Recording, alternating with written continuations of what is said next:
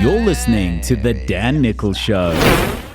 This week on the Dan Nicholl Show, a trip down memory lane for me to a small, fairly annoying, acne-ridden teenager who I first met in the blushing front row of the end of a golf day, who people suggested might have some sort of future in the game of golf.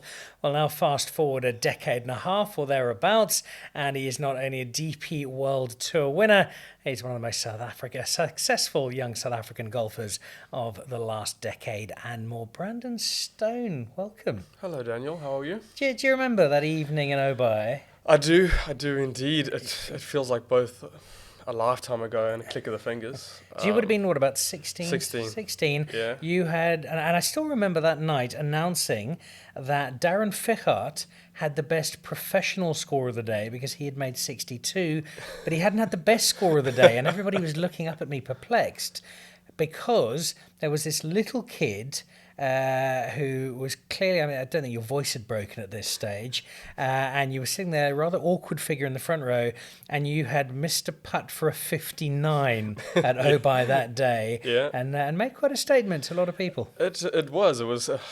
I had Arnold Geertz as a partner, and we were having a little bit of banter, and obviously he kind of looked after me. Like at 16 years old, you're very fresh, and me having had the family that I had, I'd been kind of surrounded by the tour environment quite a bit. And yeah, we had the privilege of being invited to join the Vodacom Origins, a final at Obai, like you said. Got some hell of a partners. We got Darren, like you said, and Uli van der Berg, which was fantastic. Guys that I'd grown up spending some time with. And yeah, when the stars align on the golf course, it's often quite enjoyable. And yeah, had a putt for 59, which was quite a surprise at that tender age of 16, but it did send a little bit of waves through Darren and Uli when they came off the golf course saying, this kid's got something. You talk about it having been surrounded by golf. Your dad was a great professional. Your mum's a great part of the golf fabric. She runs a golf club like nobody else I know. Yeah. Do you think it was kind of always going to be Brandon Stone the golfer as opposed to Brandon Stone the plumber or the accountant or the drug dealer or whatever else might have come up as a possibility? I should be very quiet on this point. Exactly. But yeah, I mean, golf's always been part of the family. Golf's been, even my grandfather was really good and really had a passion for the game in Rustenburg. But growing up, my dad and my mom used to make me weed fairways for membership fees when we were growing up at Cough Belief. And Good for them. I mean, I find myself now, I'm 31 years old. Yesterday afternoon, I get a phone call from my dad. He's like, listen, you need to go to Micah. You need to buy a tin of white paint, paintbrush, and some masking tape. So I'm like, okay, cool, perfect, whatever. Got home and there's 50 poles that he needs me to paint white for out of bounds for the tournament. So there's me and my caddy busy painting out of bounds poles for Durban for the SA Open. I'm going, well, some things change and some things don't. So you're at a tournament you have won in the past. Correct. Conceivably, you could be lifting the trophy again on Sunday. Correct. And at the start of the week, your dad is making you paint the out of bounds poles. Yep, manual label for free. Some call it slavery, but it's fine. It's not child labor anymore, which is kind of a little bit better. But yeah, Chase and I were painting out of bounds poles before the Liverpool Man City game last night, and I think probably the worst part is there was absolutely no shame or guilt in the look on my parents' eyes as they watched us do it.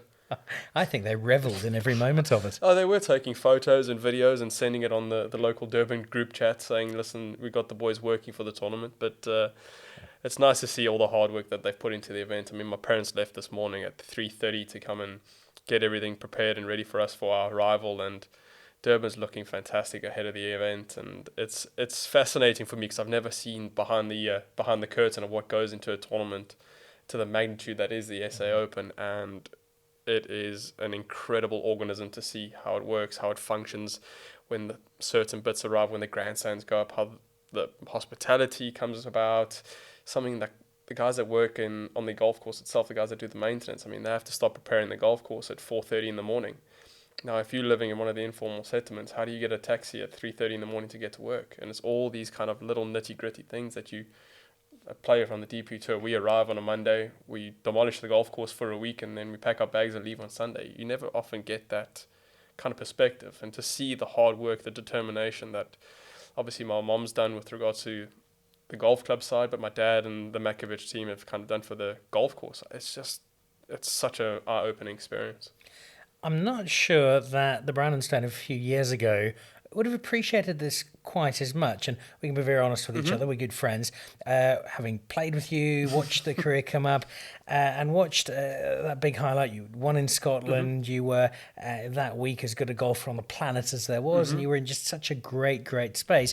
But you're always the very first person to say that there was perhaps a little bit of cockiness to Brandon Stone, just a little touch of arrogance that came through. And then you got given what was an absolutely brutal life lesson. And I'm not sure there's another sport that can dish out a life lesson quite like golf. And as much as I've always loved you dearly, I'm so admiring of what you've been through in the last few years, because you got brought right back down from, you've just won the Scottish Open, here's a favourite for the Open, to, I'm back on the Challenge Tour, I've lost my card. The humbling nature of what golf can dish out. And not everybody would have responded as well as you did, because you took it on the chin and you came back. And I think getting your card back and what you did last year is as impressive as anything you've done in golf. Without question. I mean, like you said, there is no if, buts, or maybes. I was extremely arrogant, extremely self-centered. I mean, you used to send me signed photos of yourself every week. This is where it had got to. Well, it got to a point where most of them were unclothed. But, I mean, you kept those ones. You never sent those ones back. It was a cold day. But, yeah, listen, professional sport has a way of humbling most people. But I think the brutality of that is somewhat more severe with regards to golf, because we don't have someone that can necessarily help you through it. If you're playing professional cricket or professional rugby or professional football, if you have a bad game, someone might have a good game and kind of save you. Golf, it's me alone against me. And in 2022, I had a horrible year. And I remember vividly sitting on my hotel bed in Spain, and there was one more week left on the schedule in Portugal. Phoned my caddy, said, listen, I'm not going. And he's like, why are you not going? I said, it's a low scoring event. I don't feel like I can break par. And I need a top 3 to keep my card. It's just not possible. I need to get back to South Africa. I need to get back to work. I need to break myself down and just rebuild. And I could have gone to the final stage of European Tour Q School, or DP World Tour Q School.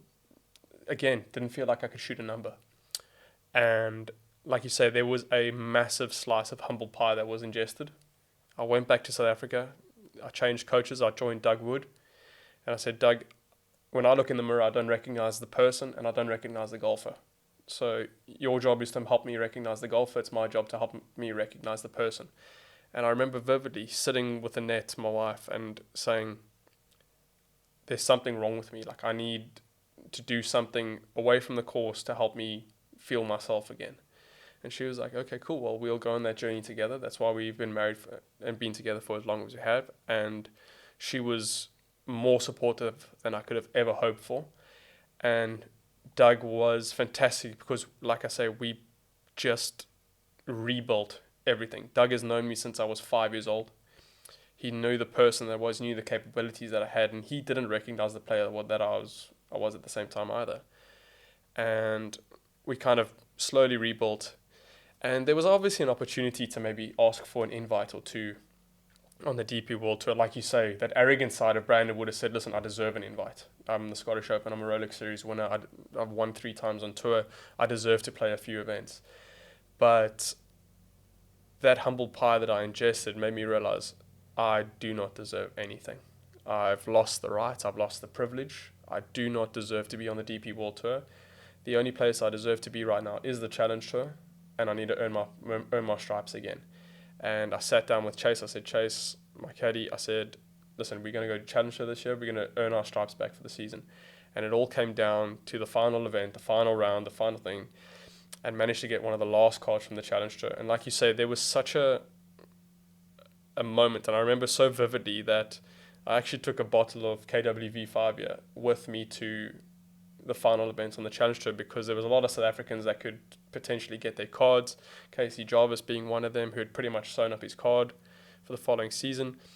And when all was said and done and I got my card back, we were having a few brandies and it was like feeling like you were at home, but we were in Mallorca, and it was a lovely night. But early on in the evening, I was like, you know what, I need to I need to go back to the hotel. I'm not feeling like up for this. My energy's drained. And I sat in my hotel bed, and weirdly enough, I looked up and there was a mirror. And for the first time in about 2.5 years, I recognized myself. I recognized the person that I always wanted to be. I felt confidence in my golfing ability, but I felt like I had that joy within me. It wasn't my happiness, and my life didn't depend on a score anymore. And you get so caught up in that on tour. You get so caught up in, if you play cuck, then all of a sudden now everything's down in the dumps. Whereas now, for the past year and a bit now, the score's irrelevant. I still come home, and my wife, she does not care what I shoot in any way, shape or form. She's supportive. She's like, you want to talk about it? No, I'm fine. Okay, cool, perfect. Then we talk about the dogs, or we talk about something else. But there was definitely a need for me to eat that. Can you put your finger on what it was that changed, what clicked, what allowed you to see beyond that very narrow horizon of the golf? It's so fascinating. I mean, like you pointed out earlier, I was very arrogant and I was very kind of self-obsessed, but I felt special. And the honest opinion about it is no one's special. No one's entitled to anything. Unless you host a podcast, yeah, then you're quite special, really. fair point. But you're not entitled to anything. Life doesn't owe you a thing. You have to work for it. You have to, and I might have been putting the time and the effort on the practice tee, but I might not have been putting the time and the effort on myself. And because I just kind of lost track of everything, I was trying to do everything with regards to the golf game to keep my card. I neglected my life away from the game, and then it kind of everything spiraled. And the moment that I felt like my golf round didn't determine what I was going to be like away from the course, I felt like there was a big shift. And I remember so vividly, we played Russell Kime at the start of last season. And I was on the 18th fairway. I think I was like tied 5th or tied 6th at the time. And I was going at the par 5 in 2. And we were just waiting because the group in front of us were on the green. And I had butterflies in my stomach again. And I hadn't felt that for 18 months, 2 years. And I said to Chase, this is lacquer. Like, this is what, I mean, we're not necessarily winning the tournament, but I've missed this. I've missed this feeling, I'm giddy. I want to try and turn a 3-wood up against the breeze, make eagle, kind of finish third, something like that. Like, I felt like I got so caught up in just going through the motions, and something good will happen for me. But it doesn't work that way. You need to understand that you got to earn it. I think it's hard for people who haven't been in that kind of space to imagine how something that looks so glamorous and so cool can be so joyless, can squeeze every other ounce of reason for existing out of your world, where if this golf ball goes in, I am happy. If it goes out, I am not. And it can't be narrowed down to just that. No, not in the slightest. I mean, like you say, you've known me for long enough, and that kind of aspect should never determine my relationship with you. If I've played badly, for example, at the SA Open this week, and you ask me to have a chat next week at the Joburg Open, Brandon 2 years ago just said, no, I need to work on my game. Whereas, like, listen, I've worked on my game for the last 6 months. If we want to have a chat, let's have a chat. And you have your circle of people that you'll do anything for, you'll spend any amount of time for. If you get a phone call, I'm there. And even one of my best friends that I've known, probably too much information, we were delivered by the same gynecologist. That's how long we've known each other. And he said to me when I came back, just after I got my Challenge Tour card, he's like, you back to where we expect you to be, not with regards to golf, with regards to the person. I was chatting to my friends again, I was phoning them, but like you say, there's an aspect of people saying that this is a luxury lifestyle, which it is, but it also has its potential to drive you insane. And it's going to do whichever outlook you have. If you think it's going to be a hard lifestyle or a hard week on, week off, and you're spending a lot of money to travel around the world, that's going to be that. But if you're also looking at it from the perspective that this is amazing. This week we're in Durban. My parents live down. It's an amazing week at Durban Country Club. Next week we get to play Houghton. Then I'm going to Singapore, to India, to Turkey, to China. I mean, people would sell their soul for that kind of ability just to play golf. I mean, Chris Morris would literally give up both of his children to have that lifestyle. Very, very happily as well. And we'll speak of the elderly cricketer who was overpaid for so many years in just a moment. I do have one last point on the golf, and I think it's the context that people often need to appreciate. That if you go out and you shoot 75, you're not happy. If I go out and shoot 75, I'm A, delirious, and B, have probably got the maths horribly wrong. But I will take it. If you look back over your career, it's not just winning the Scottish Open, but you were college golf with Jordan Spieth, and most people thought you were the better of the two golfers. You would walk out onto the tee box with Rory McIlroy, and there were 5,000 people just on the tee box. When you've had that sort of high, how much harder is it to then deal with the low when your low of, well, I'm sitting in a hotel room in Spain. Oh, well, that's my dream honeymoon. That's my dream holiday. But you're sitting in a hotel in Spain because you've missed a cut, or I'm not going to play Portugal next week. And the golfer who I thought I was, I now don't seem to be. Yeah, no. It just comes back to professional golf and professional sport. It's brutal. It is just that. The highs are always super high and the lows are super low. Unless you're a guy like Tiger or Rory. I mean, Rory, for example, finishes 7th in a tournament and everyone keeps writing that he's lost his game, which I've never understood. I mean, I understand he's good, but... Well, I think anything outside of 4th, really, and I feel he kind of left something out there. Exactly. I mean, Scotty Scheffler finishes 12th and the Golf Digest review is how Scotty's now on the downward spiral. And you're going, well, he's playing against the best golfers in the world. But there is always extreme highs and extreme lows. The funny thing about golf is that extreme highs is winning a tournament, but extreme lows is missing a cut. And the tendency is that you're going to miss a lot more cuts than tournament victories you're going to have. I mean, people laugh when I say I'm a professional loser. It's just about how many guys beat me most weeks as opposed to other weeks. I think I've won 3 times on the DP World Tour and twice on the Sunshine Tour. So that's 5 victories in 11 years. Which makes you quite a successful golfer. Which is, exactly, it's quite a Which is successful crazy. golfer, which is fantastic. It's unbelievable, but people don't realize how often we lose. And if you get caught up again in the perspective of every week I'm losing, then that's what you're going to look at. But if you're finishing 20th, for example, at the US Open, you've beaten 130 players. And it all comes down to that perspective. And when you've had a run of bad weeks and a run of missed cuts, and so, your perspective shifts to the negative so quickly because you feel like you're getting a bad bounce here. And feel like you're getting a lip out on the green that's costing you the world. But at the same time, you forget about the good bounce that you might get, or the putt that you really pushed and went into the hole, and you're going, well, I really stole one there. So the ability to kind of maintain perspective on a neutral place is so rare and so unique, but I feel like in my maturity, if you want to call it that, I've managed to do that a lot better. The approach you now have insists that it's not just about life on the golf course, which brings us back to Chris Morris.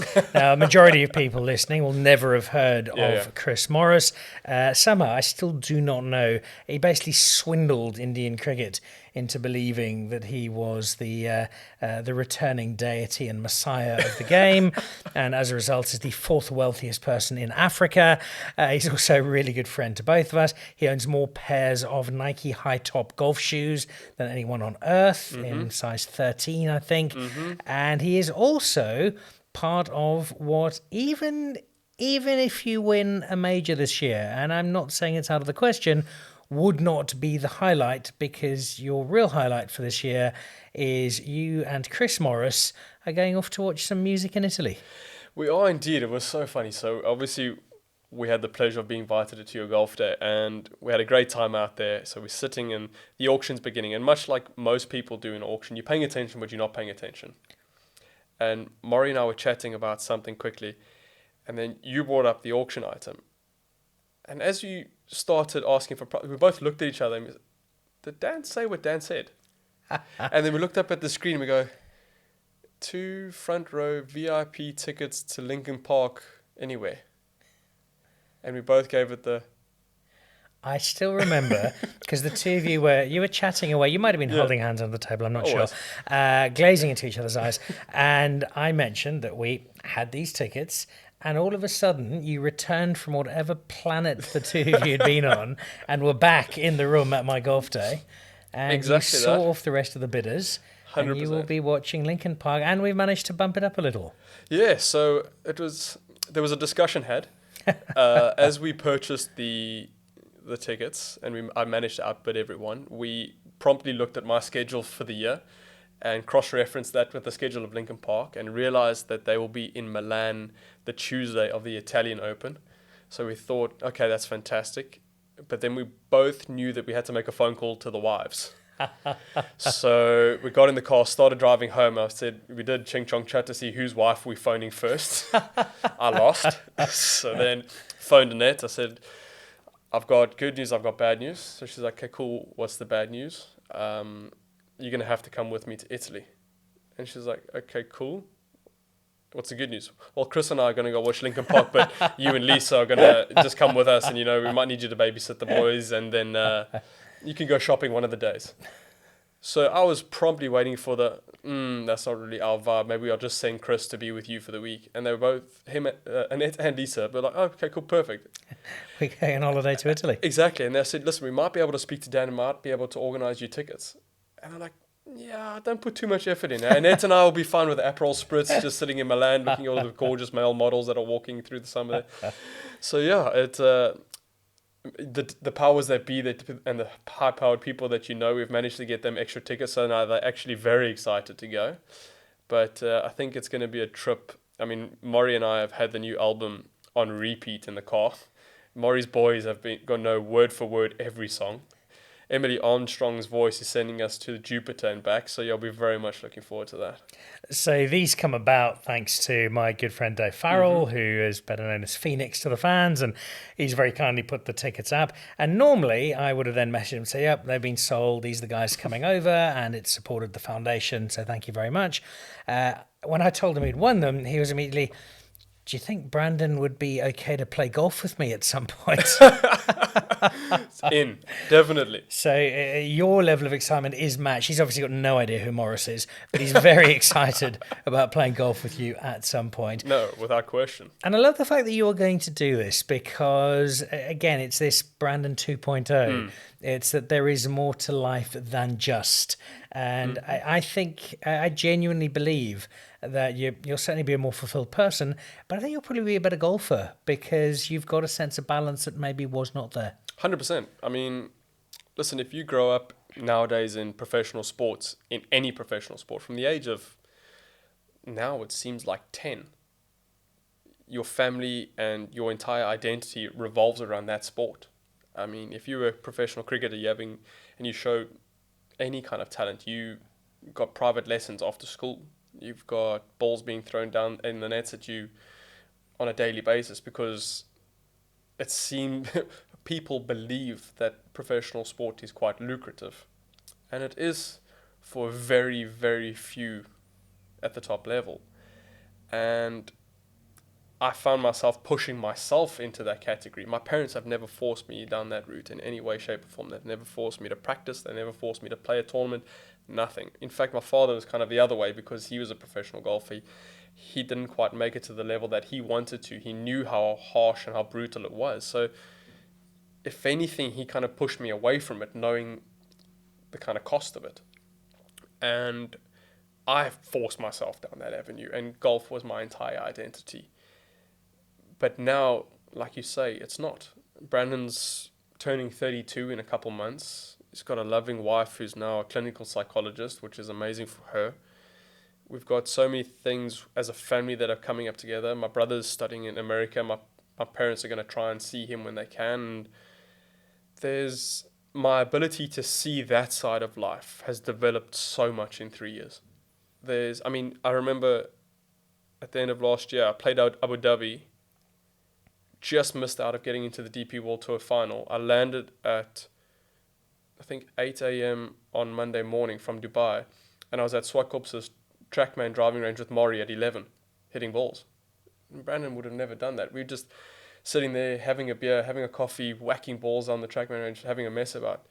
Brandon at 23, 24 would have never done that. It would have been, okay, energy recuperation now, and then I need to go do this and that for physiotherapy. And now it's like this morning, it's Monday. I went and played a few holes, played 14 holes with the boys. We had a little skins game going, which was great. My dad walked around a little bit with us. It was great fun.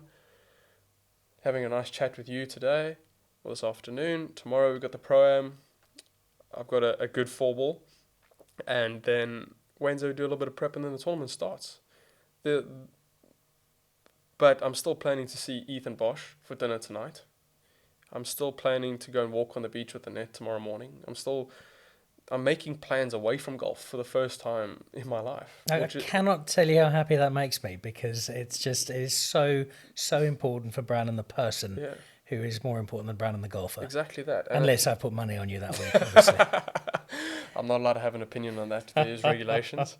I still think, though, and this is the final gauge, Mm. because I have to get to the range for 6 hours ahead of the pro tomorrow, because unlike you, I take my golf seriously. And that, just see just how out of touch you may still be.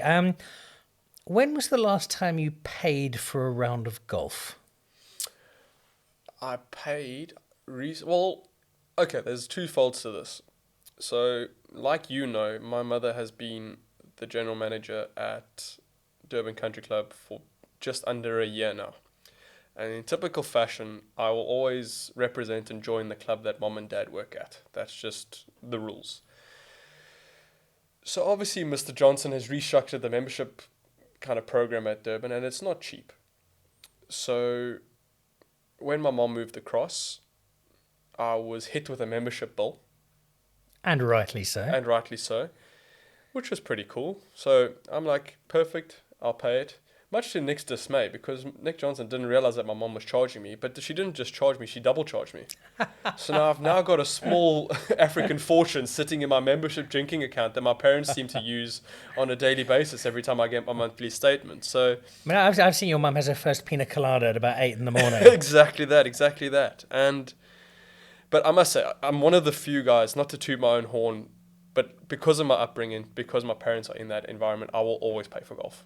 I'll always pay for competition fee. I'll always pay for my round. I hate free rounds of golf, because every single golf club has bills to pay. They need to pay for the lights, they need to pay for the water, even the beers, whatever it may be. And I feel sometimes, especially golfers, again, it comes back to that entitlement.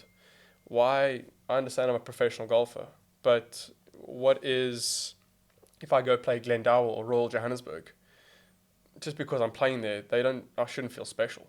Like, I play on the DP World Tour. I don't have Dwayne Johnson's 500 million followers that if he posts that he's on the first tee box at Royal, he's going to get an ad revenue of $2.5 million. I'm just Brandon. So I get there, I'll pay for my card, pay for my round. If there's 2 clubs available, that's the only way I'm going to be making money, because I'm not winning any competitions of a +8 that they make me play off. But I feel like that's the way to go. I don't feel like professional golfers should get everything for free, because it's not like the days back in the day where you used to kind of phone the club up the day before and say, listen, I'm coming to play, would you mind? And then you'd go back to all your friends and say, listen, I played Durban, or I played Royal Johannesburg, or I played this and it's looking amazing. I'm never here. And my friends don't listen to me with regards to golf courses anyway. So I feel like there's a responsibility on me to kind of set a standard and an example. Like, listen, these guys have bills to pay for. Running a golf course and running a golf club is incredibly expensive. I mean, to cut the grass on the golf course itself, I mean, it sounds so simple, but it costs hundreds of thousands of rand every month. They've got bills to pay. Support them. Yeah, you see, I disagree entirely in that I won't go to a golf course unless they've paid me a very large amount of money and treat me as an aristocratic blessing to have made my way. Well, we have different views there. Your mum's going to hit me for double when I see her next. 100%. I don't know. Just as we wrap up, you've got this newfound philosophy, this new zest for life. Mm-hmm. It's translating into the golf. I think there are wins to come sooner rather than later. But beyond that, is there Brandon the family? Is there Brandon the going beyond just where you are now? How wide has that horizon now become? I don't know. Young Daniel Christopher Stone, perhaps. Well, the one thing my wife and I have discussed is that we cannot have girls, because every single one of our friends has boys. There's 2 Morris boys, there's 2 Dalla boys, there's a young Aidan Nicholl. There's a Aidan Nicholl, and I don't have enough guns if I have a daughter. So knowing me, I'm going to get punished with one. But your wife is from the Czech Republic, so one phone call and some Eastern European heavies could materialise. My 6'4", 125 kilogram father-in-law will be great backup. But there's no plans at all. If it's kind of see what happens. I mean, like I mentioned earlier, Annette's just finished her degree in clinical psychology. And With a great subject she lives with. 100%. I mean, I think most people say that, but I think she realized that she can't help me, so she's just trying to help everyone else. And we're looking forward to whatever life might present for us, because, like I said, the person 2 years ago and the person now are two completely different individuals. And if that's a sign of progression moving forward, I'm very excited, because whatever life would throw at me, I feel like I'll be able to handle it differently.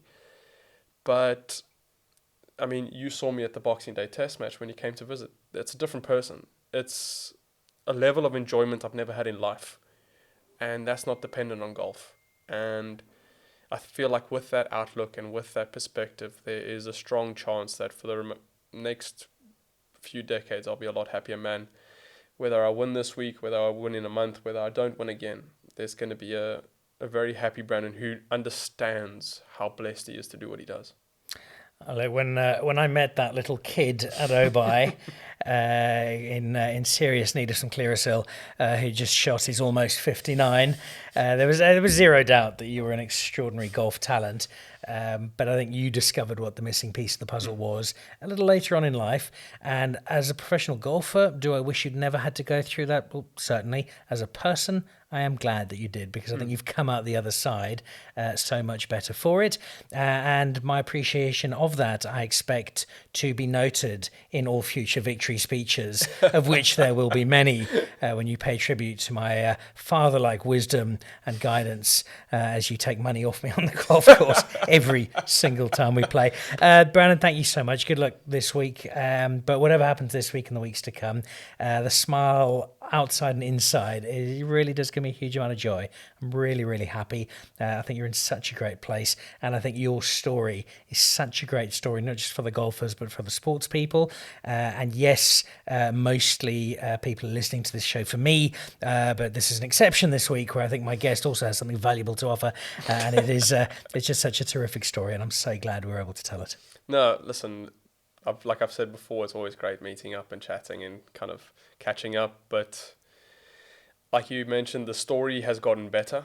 The story is very far from being over. But I'm very, very excited to see what's in the line for the future.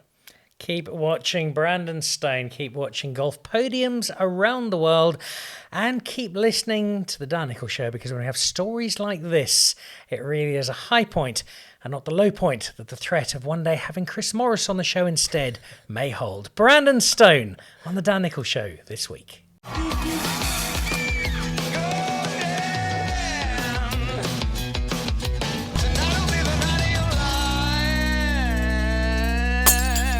You're listening to The Dan Nicholl Show.